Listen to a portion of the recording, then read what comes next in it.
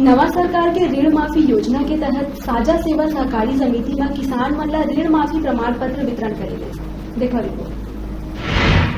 नवा सरकार के ऋण माफी योजना के लाभ मिले के बाद किसान मन में भारी उत्साह है।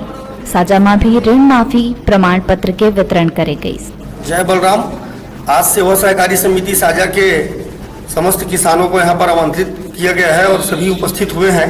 छत्तीसगढ़ सरकार द्वारा जो ऋण माफी की योजना और घोषणा का शुरुआत किया गया है प्रदेश में, उसके तहत हमारे समिति क्षेत्र के समस्त किसानों को यहाँ आज ऋण माफी का प्रमाण पत्र वितरण किया गया है समिति के संचालक मंडल द्वारा।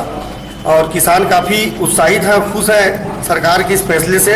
और हम भी किसान की तरफ से, किसान के प्रतिनिधि होने के नाते, सरकार के ऋण माफी योजना का और घोषणा का हम लोग स्वागत करते हैं। और छत्तीसगढ़ सरकार को, माननीय भूपेश बघेल जी को एवं माननीय कृषि मंत्री रविंद्र चौबे जी को हम किसानों की ओर से धन्यवाद ज्ञापित करते हैं और उनका बहुत बहुत अभिनंदन। साझा सहकारी समिति के अध्यक्ष और सब्बो संचालक मंडल किसान नीति मुख्यमंत्री और कृषि मंत्री ला धन्यवाद करें।